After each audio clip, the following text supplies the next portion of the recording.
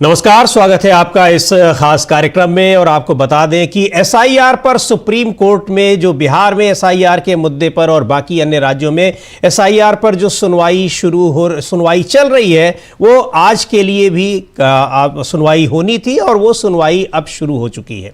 Supreme court में 2 जजेस की बेंच है और इसमें इस मामले पर सुनवाई शुरू हो चुकी है। कल आपको पता है कि किस तरीके से दलीलें दी थी कपिल सिब्बल की ओर से, प्रशांत भूषण की ओर से, और बताया गया था कि एसआईआर पर क्या आपत्तियां हैं, क्यों इस एसआईआर की वैधानिकता को, संवैधानिकता को चुनौती दी जा रही है। तमाम दलीलें दी गई थी। हालांकि जो चुनाव आयोग की ओर से वकील थे राकेश द्विवेदी, वो दिल्ली में प्रदूषण की मार के चलते वो पहुंच नहीं पाए, लेकिन ऑनलाइन जुड़े हुए थे और उनको परमिशन दे दी थी सुप्रीम कोर्ट ने। तो सीधे रुख करते हैं कोर्ट रूम का कि वहां पर क्या कुछ हो रहा है। हमारे साथ हमारे वरिष्ठ साथी अमलेंदु उपाध्याय भी मौजूद है। अमलेंदु जी, क्या कुछ चल रहा है इसमें, और कल की बात को ही जो बहस हो रही थी आगे बढ़ाएंगे? अभी तो शायद कपिल सिब्बल और प्रशांत भूषण को ही मौका मिलेगा, या फिर क्या कुछ राकेश द्विवेदी आज अपनी बात रखेंगे? नहीं, अभी तो कपिल सिब्बल ही अपनी बात रख रहे हैं समीर जी। तो आज कपिल सिब्बल बात रख रहे हैं और उसके बाद फिर और लोग भी अपनी बात रख सकते हैं जी, क्योंकि प्रशांत भूषण भी हैं और अभिषेक मनु सिंघवी भी हैं, शालन फरासत भी है, वृंदा ग्रोवर भी है। उन्होंने कहा था कि हम बताएंगे कि कैसे क्या है। हाँ। आज जब सुनवाई शुरू हुई तो सबसे पहले कपिल सिब्बल ने जो है वो अपनी बात रखना शुरू किया और अभी भी कपिल सिब्बल अपनी बात रख रहे हैं। कपिल सिब्बल ने कहा कि मैं 1950 का जो जनप्रतिनिधित्व अधिनियम है उसके सेक्शन 60 की बात कर रहा था। BLO यह तय नहीं कर सकता कि वह पागल है या नहीं, यह अधिकारियों को तय करना है जी। और सिब्बल ने कहा कि handbook of national electoral rules 2016 जो है उसका भी उन्होंने जिक्र किया। फिर कहा कि 2003 का जो इलेक्टोरल रोल है उसका भी जिक्र किया और कहा कि 1985 के बाद पैदा हुआ कोई भी व्यक्ति रोल पर नहीं होगा। सिब्बल ने कहा कि 2007 के बाद पैदा हुआ कोई भी व्यक्ति इलेक्टोरल पर रोल नहीं होगा। सिटीजनशिप एक्ट की स्कीम, अगर आप 1985 से पहले के हैं तो आप नागरिक हैं, अगर 1987 से 2003 के बीच पैदा हुए हैं तो आप नागरिक हैं। मीलॉट्स न्यूमरेटर ने उनसे पूछा कि आपके पिता कब पैदा हुए थे, कृपया मुझे इसका सबूत दें जी। सीजीआई ने कहा कि शायद हम सब डेटा मांग रहे थे तो उन्होंने 2003 में पैदा हुए लोगों को आंकड़ा दिया था। जस्टिस बागची ने कहा कि आइए हम नियमों को एक नॉर्मेटिव प्लेन पर देखें।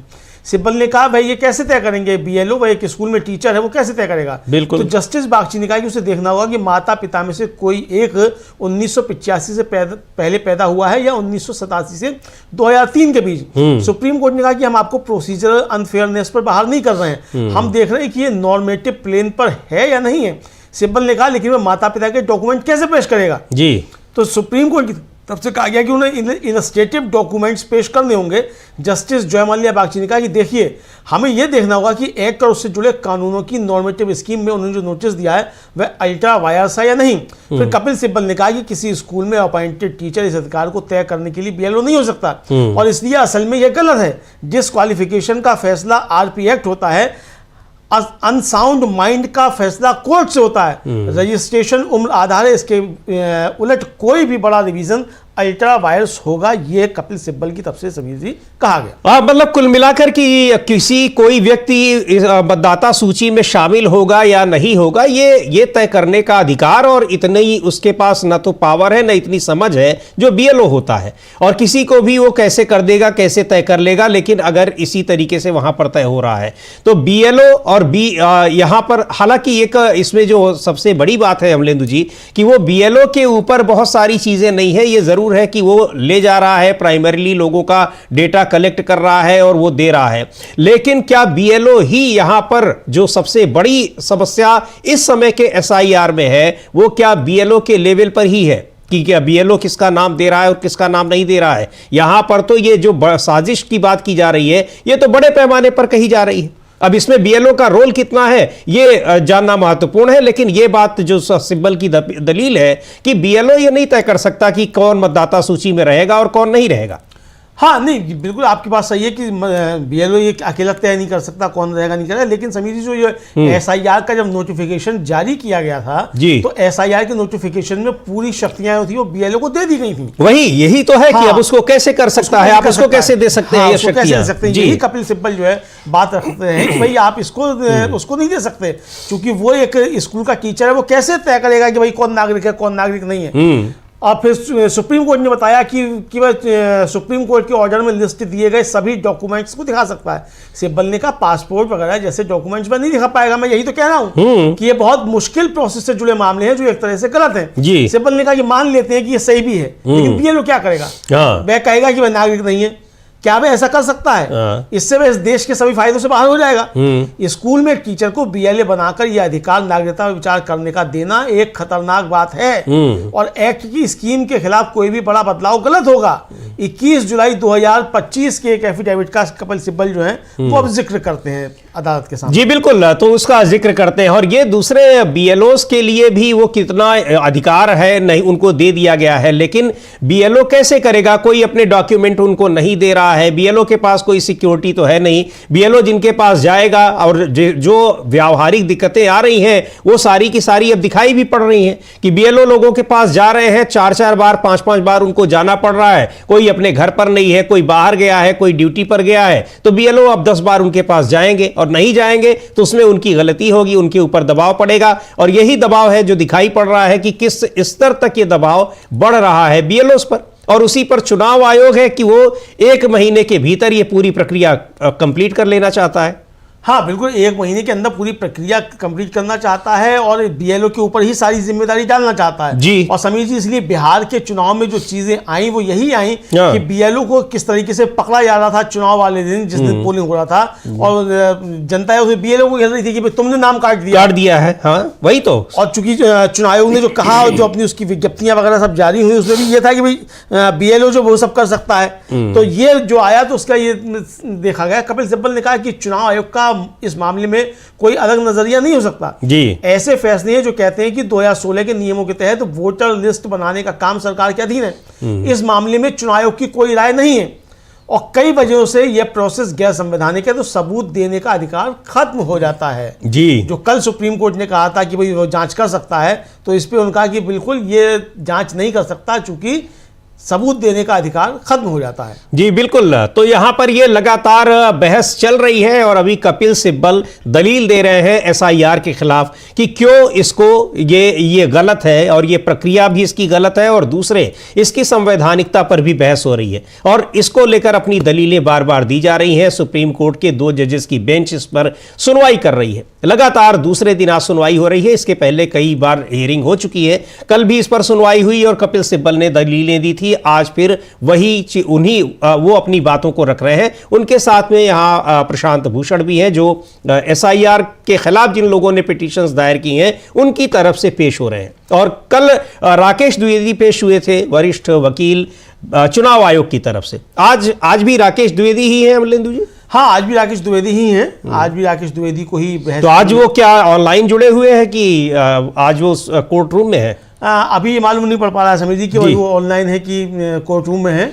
कल तो उन्होंने परमिशन ली थी कोर्ट से, कल तो उन्होंने कोर्ट से दिन में वो थे वहां पर, लेकिन उसके बाद जब एसआईआर पर शुरू हुई तो उन्होंने कहा कि मुझे परमिशन दी जाए क्योंकि मैं आने में असमर्थ हूं सुप्रीम कोर्ट रूम में। हाँ बिल्कुल ये बिल्कुल ये कल हुआ था, लेकिन आज जो है अभी चूंकि ये अपना बात रख रहे हैं तो वो अभी उपस्थित हो भी या ना भी हो, चूंकि सवाल पूछे जाएंगे, उनका नंबर आएगा जी। और इस पे जो है अभी आगे बातचीत चल रही है और अभी कपिल सिब्बल अपनी बात रख रहे हैं और सीजीआई भी उनसे कुछ सवाल कर रहे हैं।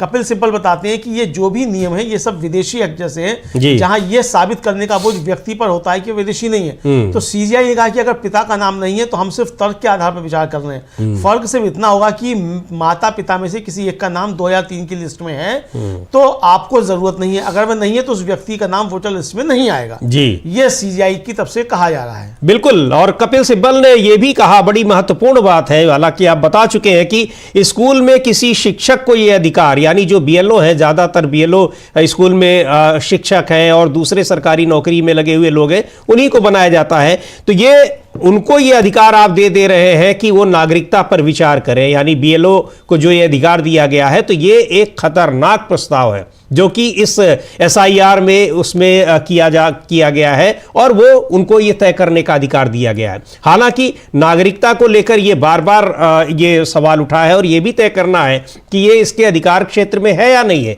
इसीलिए संवैधानिकता को इसकी चुनौती दी गई है कि एसआईआर के प्रस्ताव में जो तमाम चीजें हैं, दरअसल वो चुनाव आयोग को अधिकार ही नहीं है कि वो सारी चीजें वो काम वो करे। बिल्कुल उसका काम करें, लेकिन सीजीआई ने कहा कि यह सब मानते हुए यह अधिकार बंद होना या पूरी तरह से खत्म होना नहीं होगा। मतलब सीजीआई ने कहा कि अगर ये मान भी लिया जाए कि उसका वोटर लिस्ट में उसके पिता का नाम नहीं है, 2003 की उसका नहीं है, तो उसका नाम कट जाएगा, लेकिन इससे उसके अधिकार खत्म नहीं हो जाएंगे। ये उनका कहना है कि जो आशंकाएं जताई जा रही थी कि साहब नागरिकता खत्म हो जाएगी, क्या क्या होगा, उस पर उनका कहना है कि इससे ये पूरी तरह से अधिकार बंद होना या पूरी तरह से खत्म होना नहीं होगा।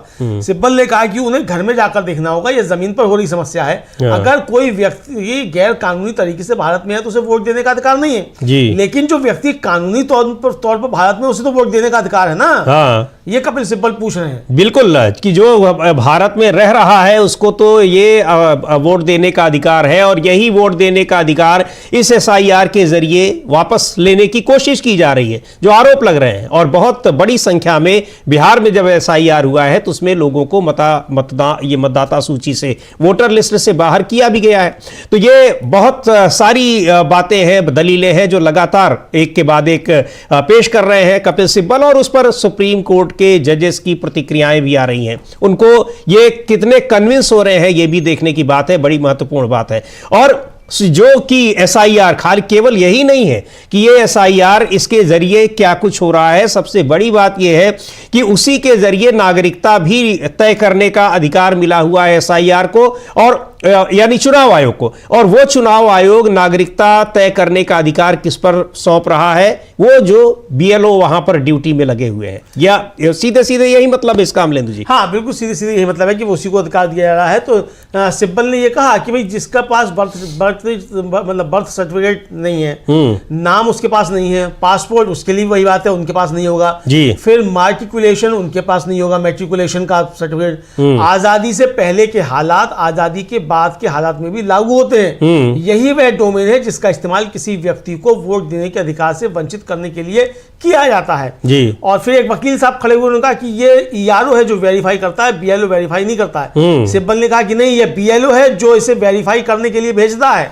सिंघवी भी आ गए हैं, अभिषेक मनु सिंघवी भी अब आ गए हैं। जी हाँ, हाँ जी, सिंघवी भी आ गए हैं, वो भी अब अपनी बात रखेंगे। अपना सबमिशन अब शुरू होगा कपिल सिब्बल के साथ साथ। अब अभिषेक अब वो बता रहे हैं कि आर्टिकल 324 यानी जो 327 तक जो है पार्लियामेंट को पावर है कानून बनाने का। फिर आगे अपनी और बात बता रहे हैं कि ये चीजें क्या होंगी, और इसमें जो टिप्पणी है जज वहां पर चीफ जस्टिस की, वो भी बड़ी महत्वपूर्ण है। क्या कुछ वो कह रहे हैं अमलेंदु जी इस पर? हाँ बिल्कुल, चीफ जस्टिस की भी जो टिप्पणियां वो काफी ज्यादा महत्वपूर्ण है। एक तरह से देखा जाए समझिए तो चीफ जस्टिस जो है वो जो है थोड़ा सा मतलब चुनाव आयोग को बचाने की तो जो, हाँ मतलब वो चुनाव आयोग की दलीलों से, उसके तर्कों से, उसके नियमों से थोड़ा कन्विंस्ड दिख रहे हैं। हाँ बिल्कुल थोड़ा सा उससे कन्विंस दिख रहे हैं। और जस्टिस सूर्यकांत का जो कहना था, वो कहना ये था उनका साफ तौर पे जस्टिस सूर्यकांत का कि भाई जो अगर आपके मान लीजिए पिता का नाम नहीं है, लिस्ट में नहीं है, और आपने भी उस पर काम नहीं किया, तो शायद आप मौका चूक गए।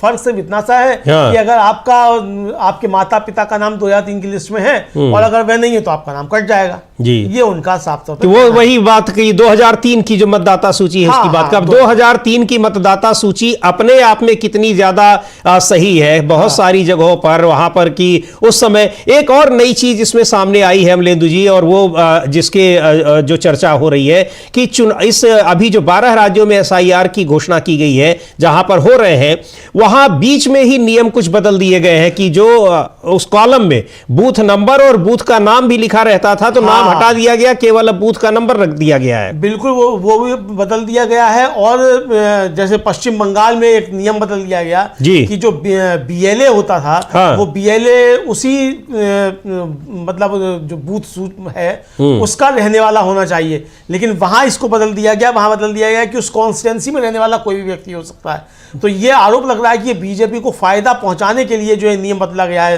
जी बंगाल में, वरना ऐसा केरल में बदला गया जी, बंगाल में बदला गया, बंगाल में भी जी हाँ बदला गया है। और इस पर जो है सिंघवी का ये कहना है कि ये आम बात है कि वे जो फॉर्म ऑफ पूछताछ कर रहे हैं वे एक्ट में नहीं है, और कोशिश 324 के तहत पावर का पता लगाने की है।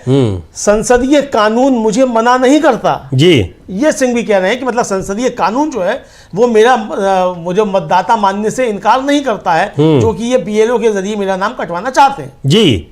तो ये कि वहां पर किस तरीके से नाम कटवाने को लेकर बीएलओ के अधिकारों की भी बात हो रही है कि बीएलओ को आप इस तरह का अधिकार नहीं दे सकते हैं जो कि इस एसआईआर की प्रक्रिया में दिया गया है, और अब वो ये नहीं तय कर सकता है कि कौन देश का नागरिक है कौन नहीं है, क्योंकि अगर यहां से नाम आप काट देते हैं, एक तरीके से उसकी नागरिकता खत्म कर देते हैं, तो उसको जो मिलने वाली तमाम सुविधाएं हैं वंचित वर्ग को जो मिलती हैं वो फिर सारी चीजें उसको कहां से मिल जाएंगी। यानी ये इतना आसान नहीं होता है। ये बात लगातार कई बार आ चुकी है, हम लोग भी जिक्र कर चुके हैं कि यहां नाम शामिल करना जितनी जटिल प्रक्रिया है उतनी ही जटिल प्रक्रिया नाम को हटाना भी है। इतनी आसानी से आप उससे ज्यादा जटिल है। इतनी आसानी से आप किसी के नाम को हटा नहीं सकते हैं या मतदाता सूची से।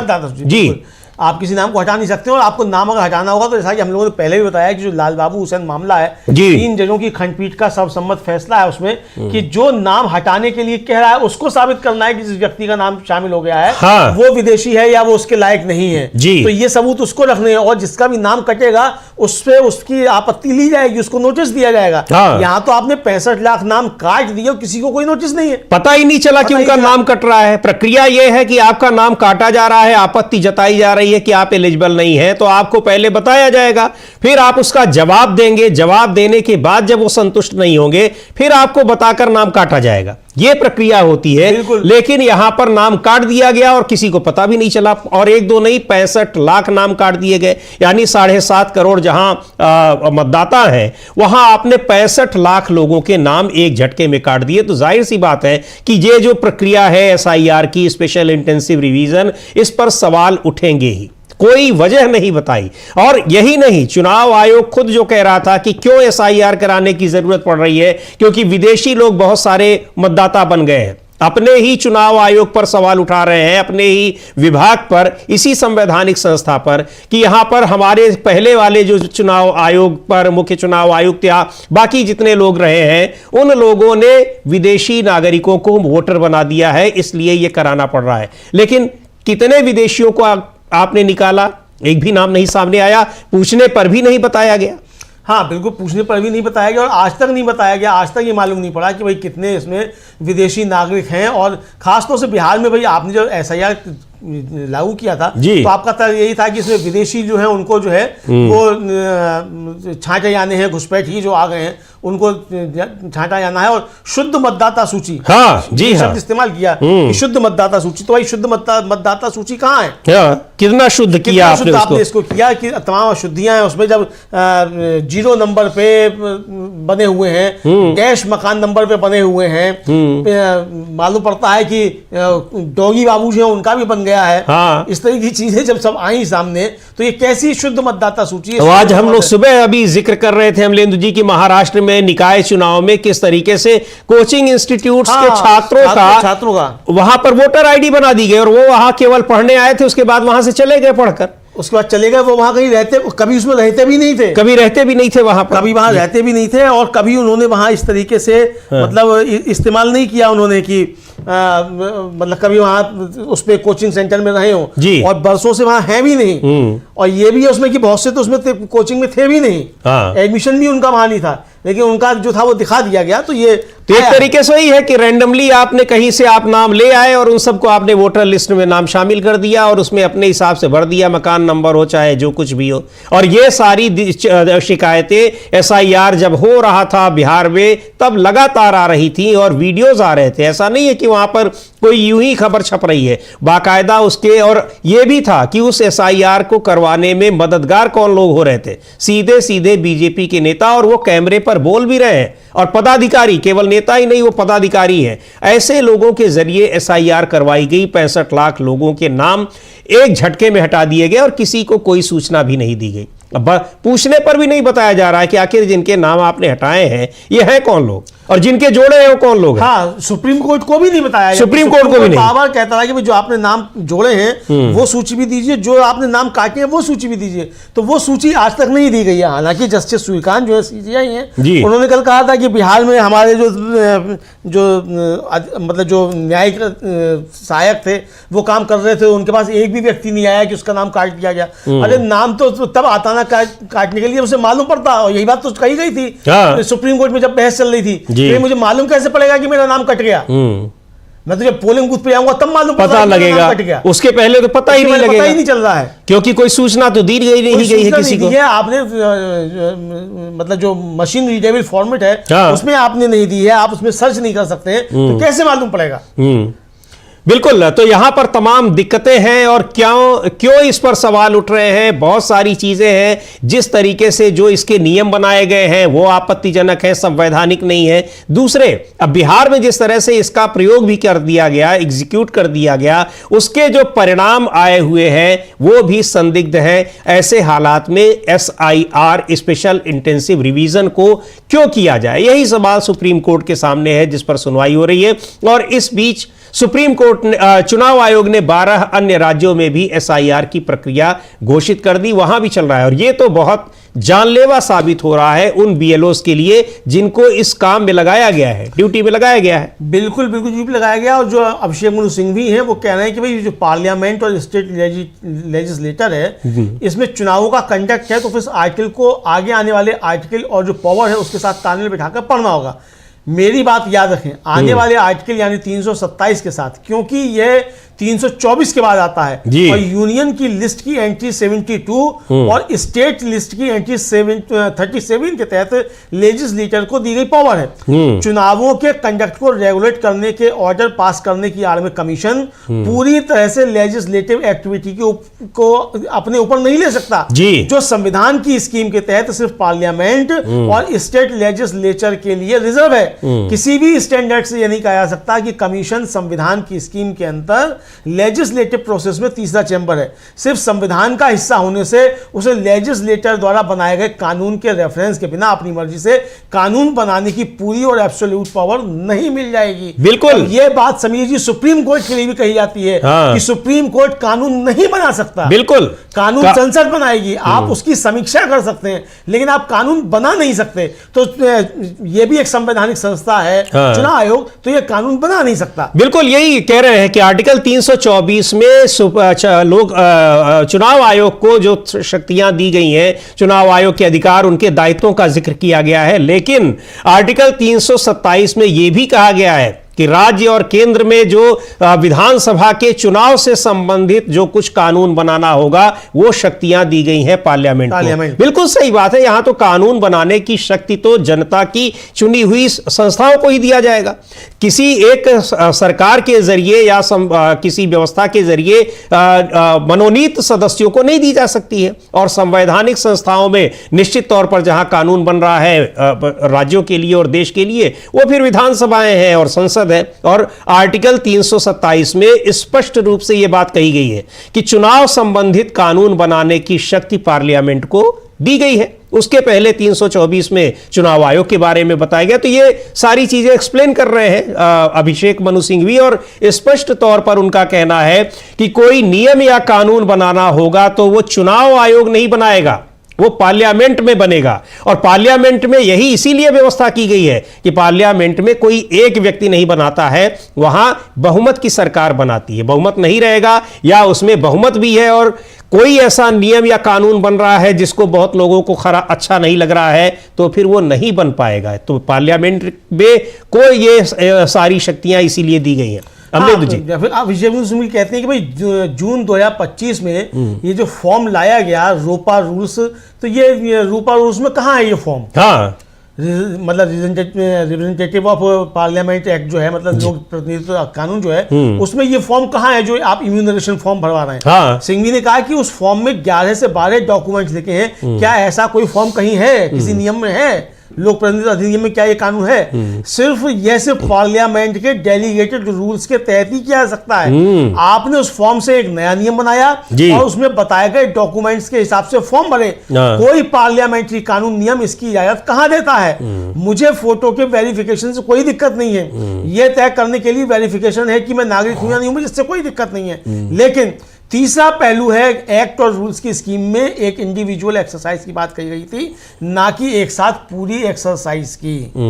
ये अभिषेक मनु सिंघवी ने सुप्रीम कोर्ट से समीर जी अभी कहा है। जी बिल्कुल, और ये बहुत ही महत्वपूर्ण पॉइंट है, क्योंकि पूरी की पूरी SIR की जो प्रक्रिया है, जो नियम चुनाव आयोग ने मनमाने तरीके से बना दिए हैं, उसके खिलाफ सीधे तौर पर कह रहे हैं कि यह अधिकार कतई उसको है ही नहीं। नियम वहां पर छोटा से लेकर बड़ा नियम भी अगर कुछ भी बनाना होगा, परिवर्तन करना होगा people's representation of people's act में, तो वो पार्लियामेंट में ही होगा। उसको चुनाव आयोग को कितना भी न्यू इलेक्शन कमीशन हो, जो मुख्य चुनाव आयुक्त कहते हैं ज्ञानेश कुमार, इस न्यू इलेक्शन कमीशन को भी ये पावर नहीं दी जाती है कि जो काम संसद को करना है चुनाव से संबंधित उसको चुनाव आयोग करे।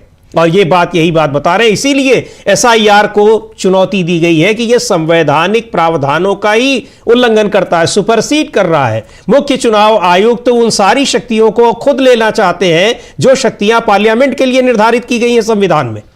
बिल्कुल समीर जी, यही कहना है। और सिंह भी पूछ रहे हैं कि भाई इससे पहले तो ये चुनाव मतलब भारत में कभी नहीं हुआ। हाँ। लेकिन जो लोक प्रतिनिधित्व अधिनियम है उसके तहत आपके पास शक्तियां कहाँ हैं? कौन सी आपके पास शक्ति है लोक प्रतिनिधित्व अधिनियम के तहत कि आप जो है ये वेरीफाई करेंगे या आप नागरिकता तय करेंगे या आप नाम काटेंगे और इस तरीके से जोड़ेंगे मास आधार पर? ये आपको कहाँ, ये नियम आपने कैसे बना लिए? ये नियम बनाने की शक्ति आपके पास कैसे है? ये कपिल सिब्बल सवाल पूछ रहे हैं समीर जी। बिल्कुल, ये सवाल कि आपने वहां माफ किया अभिषेक मनु सिंह भी कि आप ये नियम कैसे बना सकते हैं, क्योंकि कोई भी नियम अगर बनाना है चुनाव से संबंधित, चुनावी प्रक्रियाओं से संबंधित, तो यह नियम केवल और केवल पार्लियामेंट में ही बन सकता है। संविधान के आर्टिकल 327 में स्पष्ट रूप से यह लिखा हुआ है कि कोई भी चुनाव से संबंधित, चाहे वो लोकसभा के चुनाव हो, चाहे वो विधानसभाओं के चुनाव हो, उन सारे चुनाव से संबंधित कोई भी नियम जो होगा वो कहां बनेगा? वो बनेगा पार्लियामेंट में। और जो ये रिप्रेजेंटेशन ऑफ पीपल्स एक्ट है, ये भी पार्लियामेंट में बना हुआ है, जिसके आधार पर चुनाव के तमाम नियम बनाए गए हैं। तो अगर कोई नियम आपने बनाया है तो आप कैसे बना सकते हैं? यही तो बहुत बड़ा सवाल। बिल्कुल, ये बहुत बड़ा सवाल है। अभिषेक मनु सिंघवी ने फिर आगे कहा कि भाई ये मान लेना कि भारत पर हमला करने वाले लोगों की भीड़ है, हाँ। जो कि बेशक एक मनगढ़ंत कहानी है, उसके लिए एक प्रोसेस है। ये बड़े पैमाने पर वेरिफिकेशन ही प्रॉब्लम है। सिंघवी ने कहा कि अगर आप मान लेते हैं कि आपके पास बड़े पैमाने पर पावर है तो पूरे भारत में होनी चाहिए सर जी, 12 राज्यों में ही क्यों होगी? हाँ। ये कब उन्होंने अभिषेक मनु सिंघवी ने कहा सुप्रीम कोर्ट से कि भाई ये आपके पास कैसे है, और ये समस्या जो है ये व्यापक समस्या है, और ये मान लेना कि साहब बड़ी भारी संख्या में घुसपैठिए घुसाए हैं, तो ये ठीक नहीं है इस तरीके से, चूंकि एक प्रोसेस है। और दूसरे ये घुसपैठिए घुस आए हैं, सबसे महत्वपूर्ण बात अमलेंदु जी, कि अगर घुसपैठिए घुस आए हैं, पूरे देश की ये समस्या है निश्चित तौर पर, तो इसमें आप एसआईआर आप करवाइए उसकी प्रक्रिया, लेकिन वो प्रक्रिया आप नहीं तय करेंगे। हाँ। उसके लिए संविधान का अनुच्छेद 327 कहता है कि पार्लियामेंट तय करेगा, वो कोई नियम ऐसा बनाएगा, भले ही यही एसआईआर वो बनाए, लेकिन ये नियम चुनाव आयोग नहीं बनाएगा। संवैधानिक जो संवैधानिक संस्थाएं हैं उनको उन चीजों को, उससे संबंधित काम करने को कहा गया है, उससे संबंधित कानून बनाने को नहीं कहा गया है। कानून बनाने का काम केवल और केवल होगा वो पार्लियामेंट में ही होगा। अब ऐसा नहीं कि जो तमाम संस्थाएं हैं, वित्त आयोग कहे कि वित्त से संबंधित कानून हम बनाने लगेंगे, वो संवैधानिक संस्था है, वो केवल उनको देखने का काम उनका है, उनको सुचारू रूप से। बिल्कुल समीर, अभी नया इनकम टैक्स अधिनियम आया तो हाँ। इनकम टैक्स विभाग पार्लियामेंट कर लिया ना, बिल्कुल, और पार्लियामेंट से पारित हुआ। ये थोड़ी हुआ कि उसको वित्त आयोग में बना दिया जाता है, बना दिया कि वित्त आयोग कह देगा कि साहब ठीक है, 12 लाख तक की जो है वो माफ की जाती है, 50 लाख तक जो माफ की जाती है इनकम टैक्स, ये तो नहीं हो सकता ना। बिल्कुल, संसद पास करेगी, संसद से पास हुआ वो कानून, तो जो भी आयकर की सीमा बढ़ाने की घोषणा हुई तो वो संसद में हुई। तो ये जो संसद का काम है वो चुनाव आयोग या सुप्रीम कोर्ट कैसे ले सकता है? बिल्कुल, और यह भी कि भाई अब जो कानून बनाने की ताकत ही केवल और केवल पार्लियामेंट को और विधानसभाओं को दी गई है, इसके अलावा और कोई संस्था इसको नहीं बना सकती है। तो जो और सबके अपने जो संवैधानिक संस्थाएं हैं उनके दायित्व हैं। तो ये बहुत महत्वपूर्ण ये पॉइंट है जिसको रखा है, बहुत एक्सप्लेन किया है अभिषेक मनु सिंघवी ने सुप्रीम कोर्ट के सामने। हाँ बिल्कुल, सिंघवी ने कहा कि मैं ये कह रहा हूं कि ये अधिकार क्षेत्र की कमी है और ये शान का भ्रम है कि मतलब हम सुपीरियर हैं। हाँ। ये एक तरह से कहा जाए सुपीरियरिटी कॉम्प्लेक्स, वही वो न्यू इलेक्शन कमीशन जी हाँ। इस पर सीजीआई ने कहा कि आपकी बातों से तो ऐसा लगता है कि चुनाव आयोग के पास यह काम करने का अधिकार कभी नहीं होगा, यह कोई रूटीन रोजाना का अपडेट नहीं है, और अगर कोई प्रोसेस ट्रांसपेरेंट है तो चुनाव आयोग उसे अपनाएगा।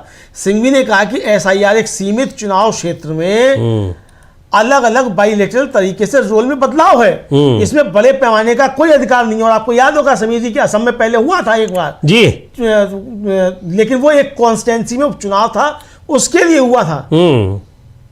तो ये पूरे एक साथ नहीं हो सकता जी। तो ये उन्होंने कहा और सिंघवी ने कहा। फिर संविधान की जो 324 से लेकर 327 तक जो मतलब धाराएं हैं, 327 के तहत उन्होंने कहा कि जो रिप्रेजेंटेशन ऑफ पीपुल्स एक्ट है यानी रोपा, लोक प्रतिनिधित्व अधिनियम कानून, ये कानून है। आप कानून से बाहर नहीं जा सकते हैं। बिल्कुल। तो चुनाव आयोग साहब जो है वो नए भले ही हो मुख्य चुनाव आयुक्त साहब, हालांकि उनकी नियुक्ति पर भी अभी तलवार लटकी हुई है जी हाँ, लेकिन फिर भी आप जो है वो कानून से ऊपर नहीं है, कानून के अंतर्गत आपको काम करना है। बिल्कुल यही कह रहे हैं अभिषेक मनु सिंघवी की पहले कभी नहीं हुआ रिप्रेजेंटेशन ऑफ पीपुल्स एक्ट के तहत ये सारी चीजें, और आप मास लेवल पर इसकी अनुमति दे रहे हैं। आखिर ये पावर कहां से मिल गई आपको, ये सवाल वो पूछ रहे हैं, क्योंकि ये रिप्रेजेंटेशन ऑफ पीपुल्स एक्ट का मामला है, ये जनप्रतिनिधित्व कानून का मामला है। कानून में संशोधन करना, बदलाव करना, वो ताकत आपको कहां से मिल गई, किसने दे दी? ये क्या पार्लियामेंट ने ये ताकत आपको दे दी? और जब तक पार्लियामेंट ये ताकत नहीं देगी तब तक आपके पास ये ताकत नहीं आएगी, ये पावर नहीं आएगी, आप कितना भी न्यू इलेक्शन कमीशन बनते रहिए। बहुत ही महत्वपूर्ण पॉइंट ये और निकाला है, और इसको लगातार इस बात को वो एक्सप्लेन कर रहे हैं उदाहरणों के जरिए, और उस पर हालांकि टिप्पणी भी आ रही है चीफ जस्टिस की, लेकिन उसका भी जवाब बहुत ही जो संविधान की जो बारीकियां हैं उसके तहत वो अभिषेक मनु सिंघवी रख रहे हैं उसको। जी बिल्कुल, बहुत तरीके से रख रहे हैं। और अब वो 324 और 327 जो है वो उसको पढ़ के सुना रहे हैं कि भाई 327 और 324 जो है वो धाराएं क्या क्या है उसको पढ़ के बता रहे हैं, ताकि माननीय जो जज साहब हैं उनको स्पष्ट हो जाए कि 324 और 327 के तहत चुनाव आयोग के पास क्या शक्तियां हैं। बिल्कुल, तो धारा 300 मतलब आर्टिकल 327 के तहत जो उनको मिली हुई है, जिसके तहत ये कहा गया है कि चुनाव आयोग या चुनाव से संबंधित, लोकसभा और विधानसभा चुनाव से संबंधित कोई भी नियम या कानून बनाने की जो पावर है वो पार्लियामेंट में है। 324 में चुनाव आयोग के बारे में बताया गया है संविधान में, और फिर 327 में उसके बाद बताया गया है कि ये सारे काम वो करेगा, चुनाव आयोग की शक्तियां, उसके अधिकार, ये सारी चीजें। लेकिन ये अगले आर्टिकल में, 2 आर्टिकल के बाद बताया गया है कि वो कानून नियम नहीं बनाएगा। नियम और कानून बनाने का काम वो संसद को है, और बहुत एक कह लीजिए कि जनरल अवेयरनेस की बात है अमलेंदु जी कि कानून कैसे बदल दे रहा है चुनाव आयोग, कानून कैसे बना दे रहा है, ये सोचने वाली बात है। और अगर आर्टिकल 327 का देखा जाए तो उसमें लिखा हुआ है कि भारतीय संविधान के अनुच्छेद 327 को संदर्भित करता है, जो संसद को राज्य और राष्ट्रीय विधानसभाओं के चुनाव के संचालन के संबंध में कानून बनाने की शक्ति प्रदान करता है।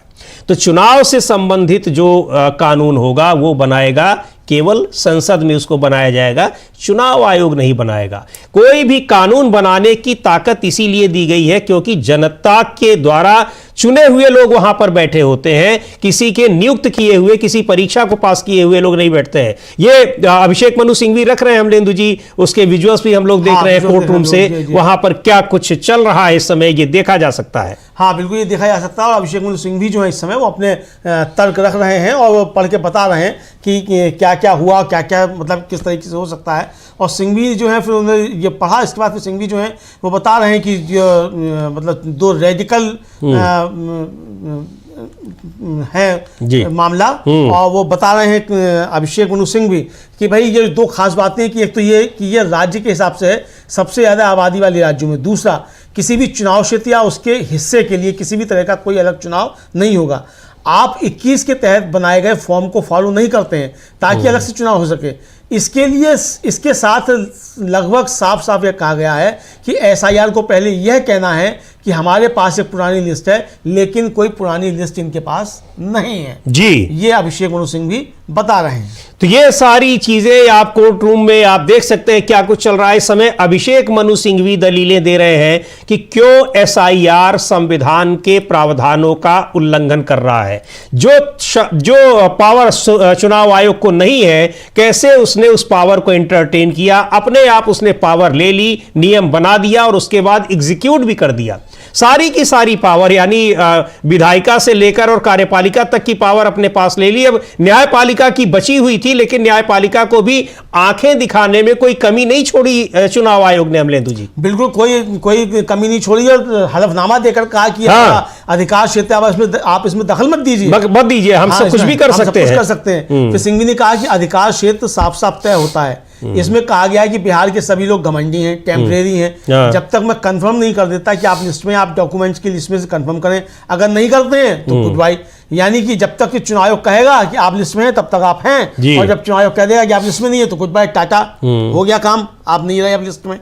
तो ये किस तरीके से आप कर रहे हैं, तो इसको लेकर अभिषेक मनु सिंघवी ने अपनी बात रखी है। जी बिल्कुल। तो और ये लगातार इस पर अभी बहस चल रही है सुप्रीम कोर्ट में, और इसमें अभिषेक मनु सिंघवी वरिष्ठ वकील हैं, राज्यसभा सदस्य भी हैं, वो अपनी दलीलें रख रहे हैं कि SIR क्यों उसका विरोध किया जा रहा है, क्यों उसको असंवैधानिक बताया जा रहा है। सीधे तौर पर उन्होंने कहा कि संविधान के आर्टिकल 327 के तहत जो काम, जो शक्तियां दी गई हैं पार्लियामेंट को चुनाव से संबंधित नियम कानून बनाने की, उन शक्तियों का इस्तेमाल कर रहा है चुनाव आयोग, जो वो नहीं कर सकता है कहीं से भी। और इसीलिए इसको असंवैधानिक बताया जा रहा है कि यह संविधान के प्रावधानों का खुल्लम खुल्ला उल्लंघन कर रहा है। बिल्कुल समीर जी, खुल्लम खुल्ला उल्लंघन कर रहा है, ये बताया जा रहा है। और अभिषेक मनु सिंघवी जो हैं इसी बात को वहाँ रख रहे हैं कि किस तरीके से आप जो है सारी शक्तियों का अपहरण कर रहे हैं, एक तरीके से कहा जाए, यही कहना ज़्यादा सही होगा कि आप सारी शक्तियों का अपहरण कर रहे हैं। और वो कह रहे हैं कि भाई, सिंघवी कह रहे हैं कि मैं 11 डॉक्यूमेंट्स के आधार पर नागरिकता की जांच करूंगा, जो खुद नियमों या कानून का कोई रूप नहीं है। मतलब वो 11 जो डॉक्यूमेंट्स है वो किसी कानून में नहीं है, किसी नियम में नहीं है। बिल्कुल। तो जिस पावर पर उन्होंने भरोसा किया वह 324 है, और मतलब अनुच्छेद का 324, और 324 को 327 में बने कानून ने हरा दिया, मतलब उसने हटा दिया है। तो ये है, तो आप किस तरीके से इसको कर रहे हैं, ये कपिल सिब्बल समझा रहे हैं। जी, अभिषेक मनु सिंघवी। और ये भी जी हाँ, उसके पहले जो कि कपिल सिब्बल ही दलीलें पेश कर रहे थे, तो बार नाम में कई बार ये हो जाता है। तो अभिषेक मनु सिंघवी इस समय अपनी बात रख रहे हैं और बता रहे हैं कि किस तरह से SIR संविधान विरोधी है, कैसे वो संविधान के अनुच्छेद 327 का उल्लंघन किया जा रहा है, कैसे चुनाव आयोग ने उन शक्तियों का इस्तेमाल किया है जो शक्तियां संविधान ने संसद को दी हैं, पार्लियामेंट को दी हैं। वो शक्तियां नहीं दी जा सकती हैं चुनाव आयोग को, लेकिन चुनाव आयोग ने वो शक्तियां अपने आप ले ली हैं। ये तो एक बहुत बड़ा एक कहा जाएगा कि ये अपराध की श्रेणी में आएगा। अमलेंदु जी, बिल्कुल आएगा। ये मामला इस पर CGI ने पूछा कि इस हिसाब से तो हमें ये मानना होगा कि संवैधानिक शक्ति कानूनी तरीकों से सीमित है। सिंघवी ने कहा कि 327 का पूरा मकसद संसद को रोल्स की नाइट्रिटी पर अधिकार देना था, यानी ये रोल्स का जो अधिकार है ये संसद को था, और इसीलिए 327 बनाया गया ताकि ये संसद के पास रहे, चुनाव आयोग के पास नहीं रहे। बिल्कुल, चुनाव आयोग इसका हरण नहीं कर सकता, इसका मतलब अपहरण जो है वो नहीं कर सकता चुनाव आयोग। बिल्कुल सीधे कह रहे हैं कि अभिषेक मनु सिंघवी कि ये अधिकार क्षेत्र में है ही नहीं, और ये एक भ्रम पैदा करने की कोशिश की जा रही है और उसको जस्टिफाई करने की कोशिश की जा रही है। सीधे सीधे जो उन्होंने 327 आर्टिकल 327 का जिक्र किया है, और चूंकि रिप्रेजेंटेशन ऑफ पीपुल्स एक्ट का ये मामला है, SIR कराना, कैसे चुनाव होंगे, किस तरह से मतदाता सूची बनेगी, ये पूरी चुनावी प्रक्रिया जो है उसी का पार्ट है, और उस पार्ट में किसी भी तरह के संशोधन का अधिकार केवल और केवल पार्लियामेंट को है। लेकिन चुनाव आयोग ने उस अधिकार को खुद ही उसको एक तरीके से उसका अपहरण कर लिया है, उस अधिकार को अपने आप ही ले लिया, किसी को पता ही नहीं चला। मुझे लगता है कि ज्ञानेश कुमार को ये रहा होगा कि हम कुछ भी कर लेते हैं, इस देश में संविधान और कानून की जानकारी शायद लोगों को नहीं है, या उनको यह विश्वास रहा हो कि कोई कुछ बोलने वाला नहीं है। आप नहीं, विश्वास रहा होगा कोई कुछ बोलने वाला नहीं है, जब तक लोग समझेंगे और जब तक अदालत का कोई फैसला आएगा तब तक जो काम करना है तो फिर वो काम किया जाता है। बिहार में कर ही लिया उन्होंने। तो इस पर CGI ने पूछा कि अगर 327 कानून बनाने की शक्ति 324 के दायरे को कम या सीमित कर सकती है, सिंघवी ने कहा कि हाँ बिल्कुल, संसद हमारे अधिकारों की कस्टोडियन है। तो संसद ने शक्तियां जब छीन ली है चुनाव आयोग की, तो चुनाव आयोग नहीं कर सकता। बिल्कुल, बिल्कुल, और वहां रिप्रेजेंटेशन ऑफ पीपल्स एक्ट में भी अगर कोई संशोधन कर दिया जाए तो फिर चुनाव आयोग उसी के तहत काम करेगा। चुनाव आयोग नहीं बनाएगा कि नहीं ये गलत हो रहा है। चुनाव आयोग तो उसमें जाकर उस पर ऑब्जेक्शन भी नहीं कर सकता है। ऑब्जेक्शन करना होगा तो वहां पर ऑब्जेक्शन करने वाले केवल और केवल पार्लियामेंट के मेंबर्स ही होंगे, उसमें चुनाव आयोग जाकर ऑब्जेक्शन नहीं करेगा। तो शक्तियां कानून बनाने की ये सिर्फ मिली है संविधान के तहत पार्लियामेंट को, और किसी को नहीं मिली हुई है चुनाव से संबंधित अगर कोई संशोधन करना है तो। बिल्कुल समीर जी, और जब भी देखिए कोई सुप्रीम कोर्ट में भी मामला पहुंचता है जी, तो सुप्रीम कोर्ट संसद से नहीं कहता है कि भाई आप ये कानून पास कीजिए। बिल्कुल हिम्मत नहीं है, हाँ, कह नहीं सकते क्योंकि शक्तियां बची हुई हैं। हाँ, सरकार को कहते हैं कि आप ये कानून बनाइए, लेकर आएगी, सरकार का कानून गिर भी सकता है। हाँ, लेकिन आप संसद को नहीं कह सकते कि भाई आप कानून बनाइए। तो सुप्रीम कोर्ट कभी नहीं कहता संसद से अब क्या कानून बनाइए। हम लोग देख सकते हैं अमलेंदु जी कि अभिषेक मनु सिंघवी की इन दलीलों के बाद जो बेंच है वो आपस में कुछ बातचीत कर रहे हैं। जी हाँ, क्योंकि बहुत तगड़े जो है चीजें वो रख दी हैं अभिषेक मनु सिंघवी ने कि किस तरीके से 327 वो पलट के देखा जा रहा है। हाँ, 327 क्या कह रही है, बिल्कुल उन्होंने बताया भी है, लेकिन जजेस उसको देख भी रहे हैं कॉन्स्टिट्यूशन में क्या लिखा हुआ है 327 में, एकदम चूंकि बहुत बारीकी चीजें हैं। हालांकि ये तो बहुत कॉमन चीज है, कॉमन सी बात है जो अभिषेक मनु सिंघवी का तर्क था। अगर ये बात सही है कि रिप्रेजेंटेशन ऑफ पीपल्स एक्ट में बदलाव कर दिया गया है, जो SIR में जो किया जा रहा है ये उसका हिस्सा है, तो अब उसी पर ये बहस हो रही कि क्या इसमें क्या सीधे तौर पर जो 327 का हवाला दिया जा रहा है क्या बिल्कुल उसको सुपरसीड कर दिया गया है, उसका वायलेशन किया गया है। तो आपस में ये विचार विमर्श कर रहे हैं। और राकेश द्विवेदी अमलेंदु जी शायद आज भी ऑनलाइन ही जुड़े हुए हैं, क्योंकि यहां दिखाई नहीं पड़ रहे, पता लग रहा है कि वो ऑनलाइन ही जुड़ेंगे। दिल्ली का प्रदूषण वास्तव में बहुत ज्यादा है और अभी भी 400 के करीब 350 के करीब दिल्ली और NCR में AQI है जो यहां पर, और उससे बहुत सारे लोग बीमार हैं। कल तो जस्टिस CJI सूर्यकांत ने भी कहा, बिल्कुल कहा, वो भी बीमार हो गए, टहलने गए थे, वो भी बीमार हो गए थे। देखिए समीर जी की अभिषेक मनु सिंघवी भी अपने अन्य अधिवक्ताओं के साथ विचार विमर्श कर रहे हैं, दोनों जजेस भी कर रहे हैं। और जो अनुच्छेद 327 उसकी जो मुख्य प्रावधान है समीर जी, वो भी अपने दर्शकों को बताते चले कि कानून बनाने की शक्ति ये 327 जो अनुच्छेद है ये संसद को शक्ति देता है कि वह समय समय पर कानून बनाकर संसद, लोकसभा, राज्यसभा और राज्य विधानमंडल, विधानसभा, विधान परिषद के चुनावों से जुड़े सभी पहलुओं को विनियमित कर सके। बहुत स्पष्ट है दायरा। इस शक्ति में मतदाता सूचियों की तैयारी, निर्वाचन क्षेत्रों का परिसीमन, सीमा तय करना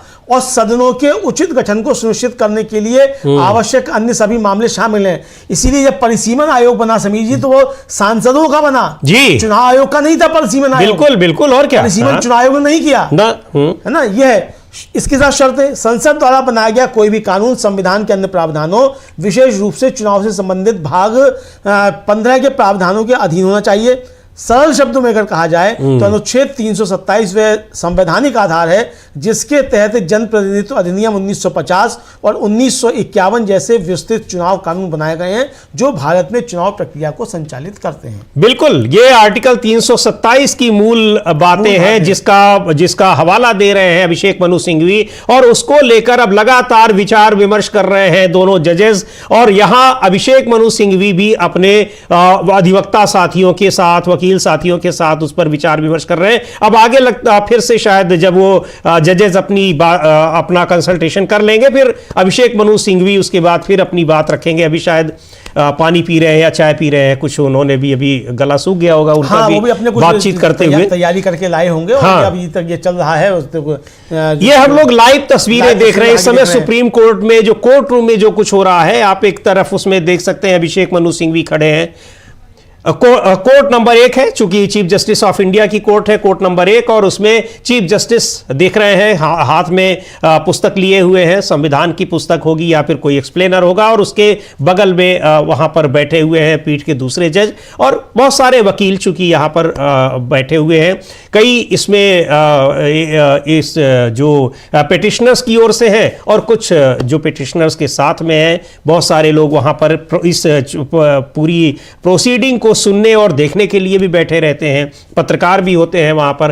तो ये एक कोर्ट रूम की ये तस्वीरें हैं जो लाइव आप देख रहे हैं इस बीच में स्क्रीन पर। और इस समय वहां पर SIR को लेकर बहुत ही गर्मागर्म बहस चल रही है। और गर्मागर्म बहस ये कि अभिषेक मनु सिंघवी और कपिल सिब्बल दोनों ने बहुत ही तमाम जो एक बारीकियां हैं संविधान की, उनके तहत बता दिया है कि यह असंवैधानिक है, पूरी तरीके से संविधान के प्रावधानों का उल्लंघन करता है एसआईआर, जिसको चुनाव आयोग ने बनाया है। अगर रमेश जी यहाँ एक बड़ी महत्वपूर्ण बात यह है कि अब यह फैसला जो कॉन्स्टिट्यूशनलिटी पर हो रहा है, हाँ। अगर यह फैसला चुनाव आयोग के पक्ष में आता है कि उसे एसआईआर कराने का अधिकार है जी, इसका मतलब फिर सुप्रीम कोर्ट संसद की शक्तियों को सीमित करेगा फिर। जी हाँ, हाँ। और फिर एक नया संघर्ष जो है वो शुरू हो जाएगा, हाँ। संवैधानिक जो है टकराव शुरू हो जाएगा संसद और सुप्रीम कोर्ट के बीच में। जी बिल्कुल, भी कई बार ये हो चुका है कि सुप्रीम कोर्ट को संसद की शक्तियों को सीमित करने का अधिकार नहीं है। कानून संसद से बनकर आएगा, जब वो कानून बन जाएगा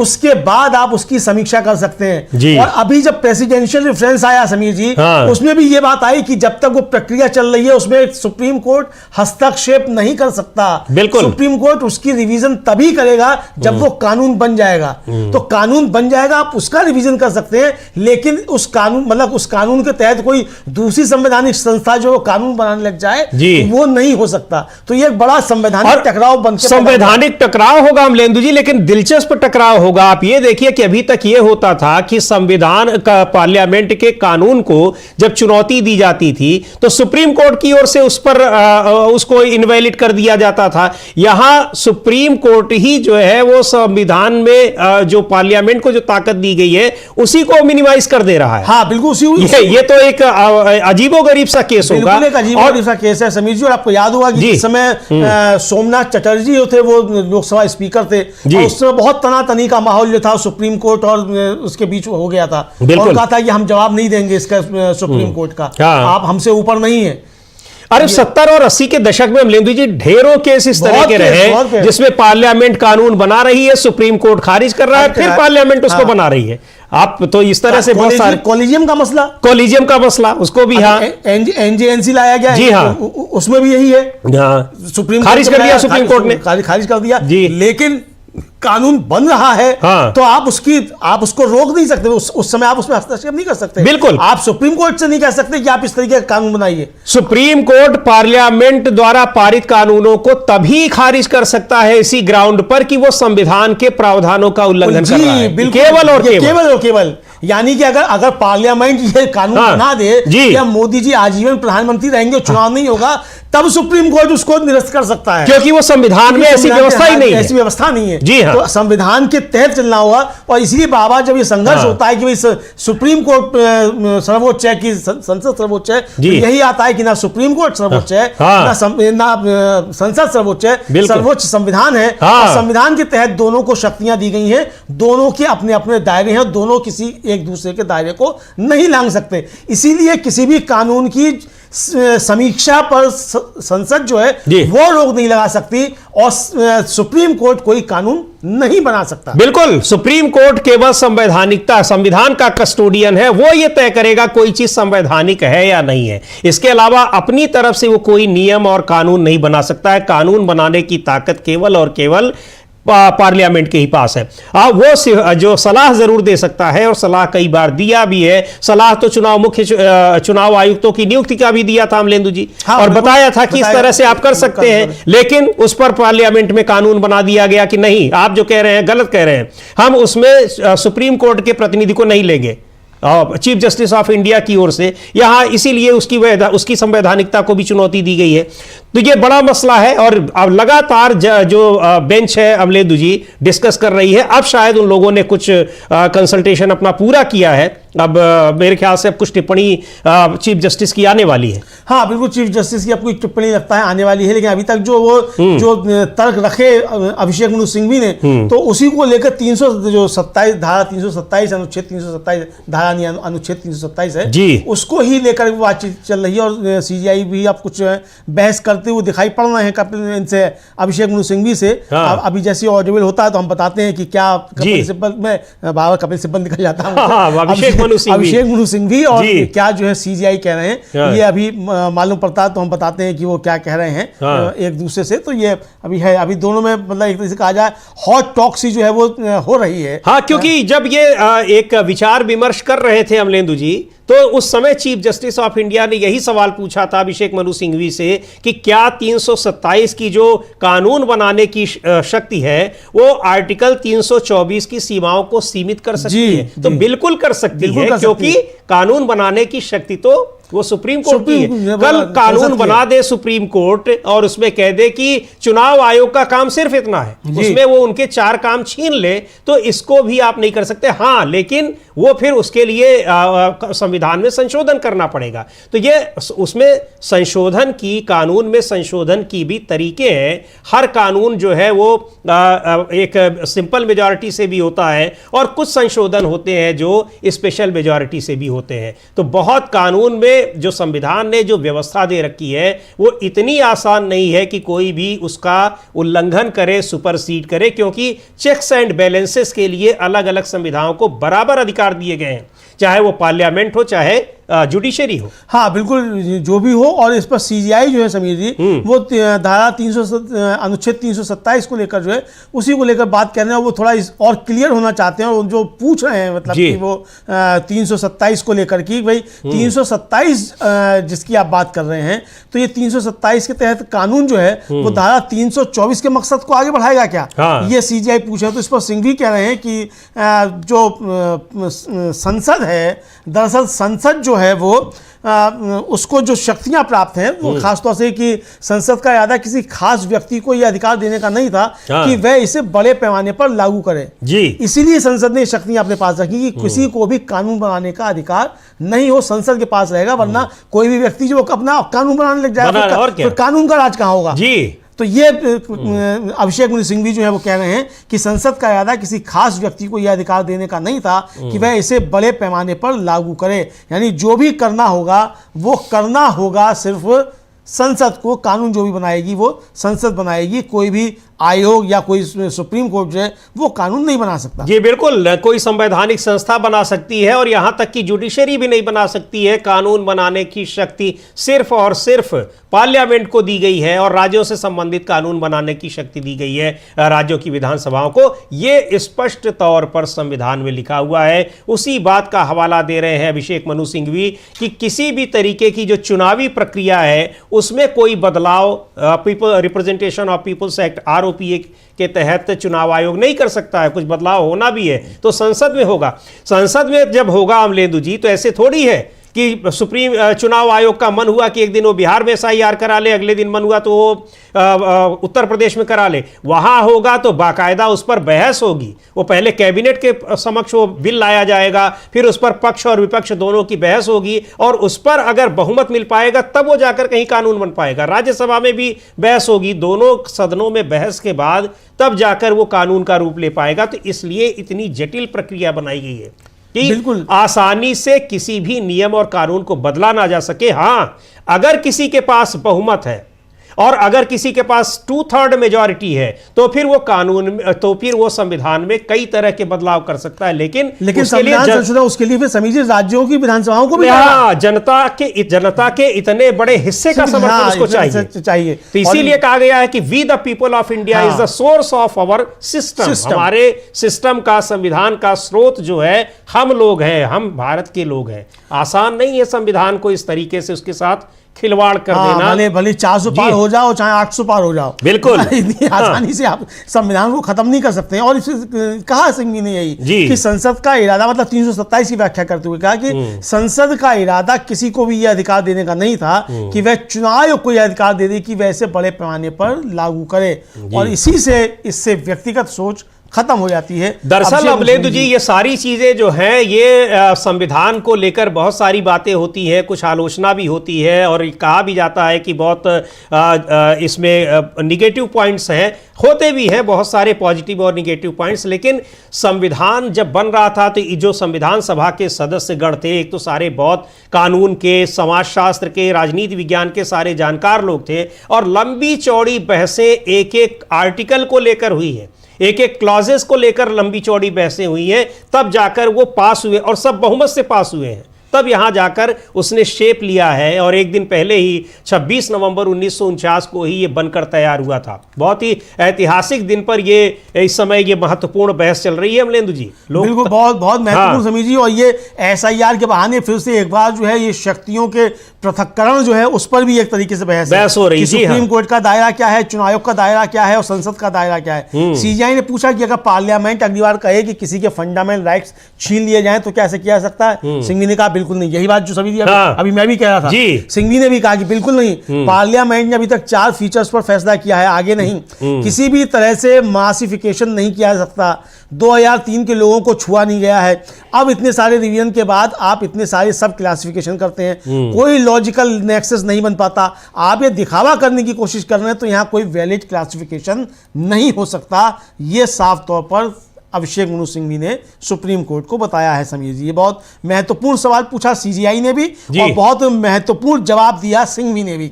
और यही बात हम लोग कह रहे थे कि एक दायरा है कि अगर संसद पास कर दे कि भाई मोदी जी हमेशा प्रधानमंत्री रहेंगे, चुनाव नहीं होगा, तो वो नहीं हो सकता। नहीं हो सकता है। इसीलिए वो जो आप कह रहे थे कि आप 400 से बीच पा जाइए तब भी आप संविधान के मूल ढांचे को नहीं बदल सकते। केशवानंद भारती बनाम केरल राज्य में ये व्यवस्था सुप्रीम कोर्ट दे चुका है और ये पार्लियामेंट के पास भी असीमित शक्तियां नहीं है। यद्यपि पार्लियामेंट जो बनती है वो देश के लोगों के वोट से बनती है, लेकिन उसके पास भी असीमित शक्तियां नहीं है। संविधान के दायरे में ही रहकर उसको काम करना। बिल्कुल, संविधान के दायरे में। ऐसा नहीं कि कल को प्रेसिडेंशियल सिस्टम लागू कर दिया, ये संभव ही नहीं है। ये संविधान का मूल ढांचा हमारे है कि हमारे यहाँ जो सिस्टम है, यहाँ पर प्राइम मिनिस्टर जो लोकसभा का में नेता होता है वो होता है सर्वोच्च प्रधानमंत्री। उसके ऊपर जो राष्ट्रपति होती है वो एक तरीके से एडवाइजरी बॉडी होती है, उनके परामर्श से चलती है। बिल्कुल समीर जी, उनके परामर्श से चलती है। और फिर मतलब कल को संसद चाहे कि ऐसा कर दे कि साहब अब चुनाव होंगे ही नहीं, तो नहीं हो सकता। नहीं हो सकता। या मानवाधिकार जो है आपके निरस्त हो गए।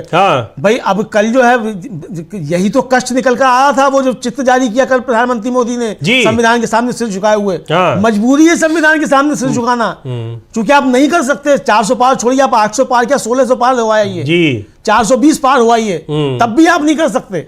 तो यही मजबूरी है संविधान के सामने सिर झुकाने की समीर जी। बिल्कुल, संविधान में जो व्यवस्था दी गई है तो उसमें केवल ऐसा नहीं कि मनमानी शक्तियां किसी के पास नहीं है। हाँ, शक्तियों का स्रोत जो है यानी कानून बनाने की ताकत है वो पार्लियामेंट को दी गई है और उसको देने के पीछे भी यही कारण है क्योंकि पार्लियामेंट में जनता के चुने हुए लोग पहुंचे होते हैं, उनके प्रतिनिधि होते हैं और यहां कोई एक व्यक्ति वहां पर नहीं होता। प्रधानमंत्री अकेले कानून नहीं बनाते हैं। यह बात अलग है कि आजकल बहुत सारे कानून ऐसे ही बन जा रहे हैं जो उनकी मर्जी से बन रहे हैं। तो जब तक उनके पास बहुमत है वो बना रहे हैं, लेकिन इसमें भी केवल सामान्य बहुमत वाले कानून वो बना सकते हैं। कोई परिवर्तन संविधान में नहीं कर सकते, उसके लिए 2/3 मेजॉरिटी चाहिए। और अभी तो समीर जी बहुत से कानून बन गए हैं, उन पर भी तलवार लटकी हुई है। सुप्रीम कोर्ट उनकी भी समीक्षा कर सकता है, क्योंकि वो तमाम कानून जो बनाए गए हैं वो मनी बिल के रूप में पारित कर दिए गए हैं। बिल्कुल, जो कि संविधान संशोधन थे। आपने देखा ही अभी जस्टिस चीफ जस्टिस गवई साहब ने ट्रिब्यूनल वाला निरस्त कर दिया, उसको कर दिया, क्योंकि वो भी मनी बिल की तरीके से पास कर दिया गया था। हाँ, तो ये तो इसीलिए जो है यही तो, और यही प्रेसिडेंशियल रेफरेंस में जो पूछा गया था उसका भी जवाब 5 जजों की खंडपीठ जो दे के गई है, संविधान पीठ है वो। तो अब ये 2 जजों की खंडपीठ भी संविधान पीठ के फैसले को थोड़ी निरस्त कर सकती है। और फिर लाल बाबू हुसैन मामला आता है। लाल बाबू हुसैन मामले में साफ तौर पर 3 जजों की खंडपीठ कह चुकी है कि अगर किसी व्यक्ति का नाम एक बार वोटर लिस्ट में आ गया तो यह माना जाएगा कि उसका नाम पूरी जांच के बाद आया है और फिर जिसको नाम कटवाना है उसको यह साबित करना है कि जिस व्यक्ति का नाम है वो एलिजिबल नहीं है। बिल्कुल, ये है। हाँ, तो ये तय बताना पड़ेगा कि आप एलिजिबल नहीं है। जो 65 लाख लोगों के नाम काट दिए गए बिहार में, वो भी एक तरीके से उस फैसले का अतिक्रमण सीधे सीधे करता दिखाई पड़ रहा है लाल बाबू मामले का, जिसमें कहा गया कि आपको बताना पड़ेगा कि आप एलिजिबल क्यों नहीं है, और फिर बताना ही नहीं पड़ेगा, उसको जवाब देने का भी मौका देना पड़ेगा। हाँ, जवाब देना पड़ेगा, उसको नोटिस देना पड़ेगा, उसकी बात सुननी पड़ेगी आपको। हाँ। और उसकी बात सुनने के बाद ही जो है आप इसको कर सकते हैं। और फिर सिंघवी ने कहा कि पार्लियामेंट का इरादा साफ तौर पर इस वजह से खराब हो रहा है कि आजादी के इतने साल बाद भी ऐसा नहीं किया गया। हाँ। तो इसलिए जो है इसको लेकर बातचीत हो रही है। लेकिन जो यहाँ तर्क रखे जा रहे हैं, और देखिए आप देखिए समीर जी, आप लोग देख सकते हैं भाव भंगिमा हमारे जजेस साहब की काफ़ी ज़्यादा सोच विचार कर रहे हैं कि जो तर्क रखे जा रहे हैं वो तर्क, इसका मतलब लगता ऐसा है कि भाव भंगिमा देख करके कि शायद कहा जाए एक तरीके से कि वो सेटिस्फाई करने वाले जो हैं अदालत को दिखाई पड़ रहे हैं। वो बड़ी महत्वपूर्ण बात अमलेंदु जी कर रहे हैं अभिषेक मनु सिंघवी की, यहाँ व्यक्तिगत सोच को महत्व देना नहीं था। बहुत यानी आप किसी एक तानाशाही प्रवृत्ति ना उत्पन्न होने पाए, इसीलिए शक्तियां दी हैं कानून बनाने की, वो पार्लियामेंट को दी गई हैं। पार्लियामेंट में कोई व्यक्तिगत सोच से नहीं चलती है, वो तमाम लोगों से, अलग अलग राज्यों से, अलग अलग इलाकों से, अलग अलग पार्टियों के सांसद वहां पहुंचते हैं, और उसके बाद जब कोई कानून बनता है तो उस पर व्यापक विचार विमर्श होता है। ऐसा नहीं होता है कि हाथ उठवाकर कृषि कानून पारित कर दिया जाए। बहुत सारी चीजें हैं, होता बहुत कुछ है, लेकिन इन सब के होने के बावजूद संविधान में इतनी व्यापकता है, इतना विस्तार है कि कोई भी संस्था, संवैधानिक संस्था मनमानी नहीं कर सकती है। उस पर उसकी मनमानी, हर एक संस्था की मनमानी पर अंकुश लगाने के लिए एक दूसरी संस्था मौजूद है। बिल्कुल। और अभिषेक मनु सिंघवी ने अब दो बातें बहुत महत्वपूर्ण रखी हैं समीर जी, और उन्होंने कहा कि देखिए जो चुनाव आयोग है वो यह कहकर कि इसको अनदेखा कर दीजिए, कानून का मजाक उड़ाने के लिए कह रहा है जी। दूसरी बात कि जो लोक प्रतिनिधित्व अधिनियम है वो नागरिकता के असेसमेंट को बाहर नहीं कर रहा है। यानी जो है, जो नागरिकता का मामला जो है वो लोक प्रतिनिधित्व कानून जो है उसके तहत इसको शक्तियां नहीं है चुनाव आयोग को जी। ये साफ तौर पर ये लोक प्रतिनिधित्व अधिनियम जो है वो कह रहा है। ये उन्होंने दो बहुत महत्वपूर्ण बातें जो हैं अभी अभिषेक मनु सिंघवी ने रखी हैं जी। बिल्कुल, आरओपीए नागरिकता के मूल्यांकन को बाहर नहीं करता है, और उसमें आरओपीए यानी रिप्रेजेंटेशन ऑफ पीपल्स एक्ट जो तय करता है कि चुनावी प्रक्रिया को, उसके लिए कानून बना हुआ है, उसमें एक परिवर्तन एक तरह से कर दिया है चुनाव आयोग ने बिना किसी से पूछे। यानी जो काम होना चाहिए था पार्लियामेंट में बाकायदा, वहां पर लोगों से विचार विमर्श के बाद, चुनाव आयोग ने तो राजनीतिक दलों तक से नहीं पूछा कि हम ये करने जा रहे हैं बिहार में। बिल्कुल एसआईआर जैसी प्रक्रिया, आप पूरी की पूरी मतदाता सूची पलटने की तैयारी कर रहे हैं और आप किसी से पूछ भी नहीं रहे हैं। बिल्कुल, किसी तो हद ही हो गई है। हाँ बिल्कुल, एकदम हद हो गई। किसी से आप कुछ पूछ भी नहीं रहे हैं, और ये साफ तौर पे देखा जा रहा है कि आपने मतलब सारी शक्तियां आपने खुद ही ले ली, एक तरीके से देखा जाए समीर जी, कि सारी शक्तियां आपने खुद ही ले ली।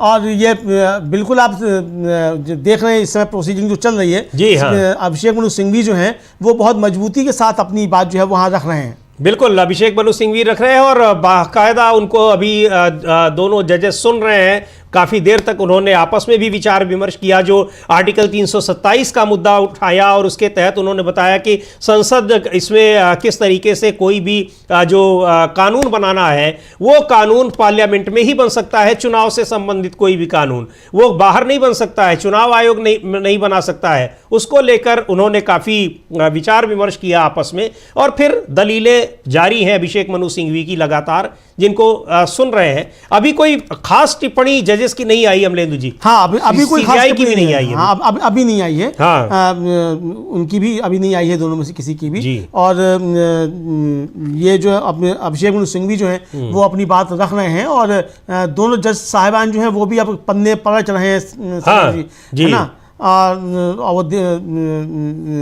मतलब ये जो तर्क रखे हैं अभिषेक मनु सिंघवी ने उसका अध्ययन कर रहे हैं कि ये तर्क जो है वो किस तरीके से अब सुप्रीम कोर्ट को भी बाध्य कर रहे हैं कि भाई दायरा सुप्रीम कोर्ट का भी है। और आप ये कहकर सर आयोग कह दे कि इसको अनदेखा कीजिए, आप अनदेखा नहीं कर सकते, चूंकि ये संसद की शक्तियों का अपहरण है। और अगर इसमें फैसला चुनाव आयोग के पक्ष में आता है तो ये सीधा सीधा समझा जाएगा कि सुप्रीम कोर्ट ने ये फैसला दे दिया कि संसद की शक्तियों का अपहरण चुनाव आयोग कर सकता है। ये किसी ज्ञानेश कुमार या किसी आयोग का मसला नहीं है समीर जी। अब ये संवैधानिक संस्थाओं के अपने अपने अधिकार क्षेत्र के मसले में बदल गया ये जी। बिल्कुल, आज से डिस्ट्रीब्यूशन ऑफ पावर्स का मसला है ये, कि जो ताकत संविधान ने पार्लियामेंट को दे रखी है, क्या वो ताकत चुनाव आयोग अपने आप ले सकता है? अब ये तय हो रहा है बिल्कुल, क्योंकि चुनाव आयोग ने वो ताकत ले ली है, और अब सुप्रीम कोर्ट को यह तय करना है कि क्या पार्लियामेंट को जो शक्ति मिली हुई है उस शक्ति को चुनाव आयोग ने अगर ले लिया है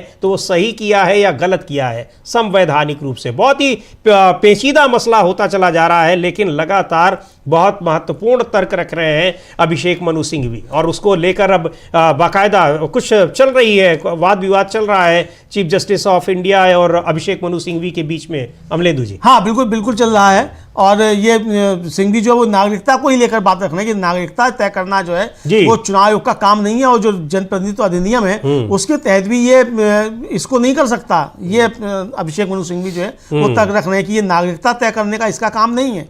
मतलब वो आरओपीए के तहत भी नहीं कर सकता, आरओपीओ के तहत, और उसको चुनाव आयोग बड़े मनमाने तरीके से खुद ही कर रहा है। हाँ, सब कुछ खुद ही कर रहा है, और हलफनामा देकर कह रहा है सुप्रीम कोर्ट कि हमें शक्ति है। मतलब यहाँ किसको क्या शक्ति है ये निर्धारित करने का काम सुप्रीम कोर्ट करता है, लेकिन चुनाव आयोग सुप्रीम कोर्ट को बता रहा है कि हमको ये काम करने की अच्छा, और बड़ी चालाकी के साथ समझिए सुप्रीम कोर्ट में हलफनामा आया है, उसमें अनुच्छेद 324 से 326 तक की तो बात कर रहा है चुनाव आयोग, 27 की बात नहीं कर रहा है, जिसमें मुख्य बात कही गई, जिसमें मुख्य बात है, जो मुख्य बात है कि आखिर चुनाव से संबंधित कानून कौन बनाएगा, नियम कौन बनाएगा, वो पार्लियामेंट बनाएगा, उसका जिक्र वो अपने हलफनामे में नहीं कर रहे हैं। लेकिन अब इस समय कुछ और गहमा गहमी दिख रही है कोर्ट रूम में अमलेंदु जी, और आप तो चीफ जस्टिस कुछ कह रहे हैं, और मुझे लगता है कि 4 बज रहे हैं, अब बेंच के अब इसको कंक्लूड करने का भी टाइम हो रहा है। शायद हो सकता है कल की तारीख पर लग जाए, क्योंकि कल शुक्रवार है, इस हफ्ते का आखिरी कार्यकारी दिन है। हो सकता है कल भी इस पर बात हो, वरना हो सकता है 2 दिसंबर को एक केस लगा है केरल का, तो 2 दिसंबर को भी इस पर चर्चा हो, चूंकि केरल का मामला तो छोटा सा ही है, सिर्फ एक है, तो हो सकता है 2 दिसंबर को भी अब इस पर बात हो सकता है अभी आगे बढ़ाई जाए, 10-15 मिनट और बढ़ा दिए जाएंगे, 10-15 मिनट और कर लिया, क्योंकि अभी ये बहस लंबी चलनी समझिए। अभी जो पॉइंट्स अभिषेक मनु सिंघवी लेकर आ गए हैं, तो अब ये मामला ऐसे रुकने वाला नहीं है। जी हाँ, अब ये इस पे आर पार का होगा। मुझे जो लगता है कि वो जो अब तक चीजें आ रही हैं उससे साफ तौर पर दिखाई पड़ रहा है कि अब ये शक्तियों के पृथक्करण का मामला आ गया है। बिल्कुल, क्योंकि कॉन्स्टिट्यूशनल बॉडीज जो हैं वो उनका क्या है ये साफ तौर पर आ सकता है, ये है। और सुप्रीम कोर्ट जो है वो समीर जी वो अब सेक्शन 22 की बात कर रहा है और सेक्शन 21 की बात कर रहा है। सुप्रीम कोर्ट की तरफ से कहा जा रहा है कि सेक्शन 22 की भी जांच करें, और सीजीआई कह रहे हैं कि 21 और प्रोविजो का मतलब अलग हो सकता है, पावर का इस्तेमाल गलत हो सकता है। फिलहाल हम यह नहीं देखना चाहते कि उन्होंने क्या किया है, हम प्रोविजो का अलग अलग मतलब निकालना चाहते हैं, ये सीजीआई कह रहे हैं। लेकिन आप कुछ भी निकालना चाहते हो, लेकिन क्या आप चुनाव आयोग को संसद की शक्तियों का अपहरण करने की अनुमति दे देंगे? हाँ, ये बहुत बड़ा मसला है और सबसे बड़ा पॉइंट है। अब सुप्रीम कोर्ट के सामने भी बड़ा पेचीदा मामला है कि क्या वो पार्लियामेंट की पावर्स को उसको लेने की शक्ति जो है वो चुनाव आयोग को दे देगा, इसकी अनुमति क्या वो देगा, ये अपने आप में है। क्योंकि अगर ये एक कह लीजिए कि एक संवैधानिक संकट उत्पन्न हो जाएगा, क्योंकि आप संविधान में जो चीज़ें कही गई हैं सीधे सीधे ये उसका ही उल्लंघन हो जाएगा अगर ऐसा होता है। लेकिन ऐसा होना संभव नहीं है अमलेंदु जी, क्योंकि आप सुप्रीम कोर्ट से ये उम्मीद नहीं कर सकते हैं कि वो संविधान की इस तरीके से गलत व्याख्या करेगा। हाँ बिल्कुल बिल्कुल, आप ये नहीं कह सकते कि वो गलत व्याख्या करेगा। और फिर जस्टिस सूर्यकांत ने कहा कि भाई अगर कमीशन कहता है ये किसी चुनाव क्षेत्र में बड़ी संख्या में मरे हुए वोटर हैं, तो कमीशन कैसे कह सकता है कि हम कुछ में मरे हुए वोटरों को नजर करेंगे, दूसरों में नहीं। सिंघवी, हाँ ऐसा पहले भी हुआ है और मैं आपको बताऊंगा कि उन्होंने पहले क्या किया है। फिर सीजीआई ने कहा कि हम कमीशन ने जो किया उसके आधार पर इसका अलग से मतलब निकालना चाहते हैं। सुनवाई फिर से शुरू होगी, लेकिन अब इसकी तारीख जो है 2 दिसंबर लग गई है समीर जी, कि 2 दिसंबर को इस पर फिर से बातचीत होगी, यानी आगे बातचीत रखी जाएंगी। तो ये 2 दिसंबर को इस पर बहस आगे जारी रहेगी, ये अभी आया है। तो ये बहुत महत्वपूर्ण इस समय जो खबर आ रही है सुप्रीम कोर्ट से कि एसआईआर को लेकर जो बहस चल रही थी, अब उस पर 2 दिसंबर को अगली सुनवाई होगी। बहुत ही गर्मा गर्म बहस रही और आज आर्टिकल 327 का जिक्र करते हुए अभिषेक मनु सिंघवी ने जजेस को भी एक बहुत ही चिंतन में डाल दिया कि कैसे चुनाव आयोग ने आर्टिकल 327 के तहत, संविधान के अनुच्छेद 327 के तहत जो पावर्स मिली हुई हैं पार्लियामेंट को, कैसे चुनाव आयोग ने उनको अपने पास, उनका एक तरीके से उनको किडनैप कर लिया, उनको उन शक्तियों को अपने पास अपने बिना मनमाने तरीके से उसका अधिग्रहण कर लिया। इस पर अब बहुत बहस हो रही है। यानी जो संवैधानिकता की बात हो रही थी, तो संविधान के कई प्रावधानों का उल्लंघन तो हो ही रहा है, संसद की शक्तियों को भी एक तरह से अपहृत करने का आरोप चुनाव आयोग पर लग रहा है। सीधे तौर पर अभिषेक मनु सिंघवी ने ही कहा, बड़ी महत्वपूर्ण दलीलें दी हैं अभिषेक मनु सिंघवी ने, और काफी देर तक दोनों जजेस इस पर चिंतन करते रहे, मनन करते रहे, और अब 2 दिसंबर को इसकी अगली सुनवाई रखी गई है। अमलेदु जी, और कुछ क्या खास रहा इसमें? बस समीर जी, आज अब ये 2 दिसंबर की डेट उसमें लग गई है और 2 दिसंबर की उसमें बात होगी, चूंकि 2 दिसंबर को केरल का मामला सूचीबद्ध है और केरल का मामला पहली कहा जा चुका है कि थोड़ा सा ही मामला है, तो वहां तो हो सकता है कि समीर जी स्थगित कर दिया जाए एसआईआर, चूंकि वहां उस समय लोकल बॉडीज के चुनाव है। और कल राकेश द्विवेदी जो चुनाव की तरफ से उन्होंने भी कह दिया था कि हमें उसमें ज्यादा प्रॉब्लम वहां नहीं है, हमें थोड़े से बीएलओ चाहिए। तो अब वो सरकार देती है नहीं देती है ये उसके ऊपर है, तो सरकार का वहां के स्टेट के सेक्रेटरी का जो आएगा जवाब और चुनाव आयोग का जो जवाब आएगा उसके आधार पर 2 दिसंबर को तय होगा। यहाँ 2 दिसंबर को इस पर बहस आगे होगी और अब जो है बहस इसी पर होगी कि ये शक्तियां चुनाव आयोग को है कि नहीं, और ये कानून बनाने का अधिकार कैसे चुनाव आयोग के पास आ गया कि वो 11 डॉक्यूमेंट्स तय करे, उस डॉक्यूमेंट्स के आधार पर वो ये तय कर ले कि साहब आप नागरिक भी हैं कि नहीं है और आप मतदाता हैं भी कि नहीं है। बिल्कुल, तो ये बड़ी चुनाव आयोग को शक्तियां चुनाव कराने की हैं। स्वतंत्र, पारदर्शी और निष्पक्ष चुनाव हो, ये कराने की आपकी जिम्मेदारी है। बिल्कुल, किसी भी भारतीय नागरिक का वोट छूटे नहीं, ये जिम्मेदारी आपकी है। तो आप वो जिम्मेदारी पूरी कीजिए।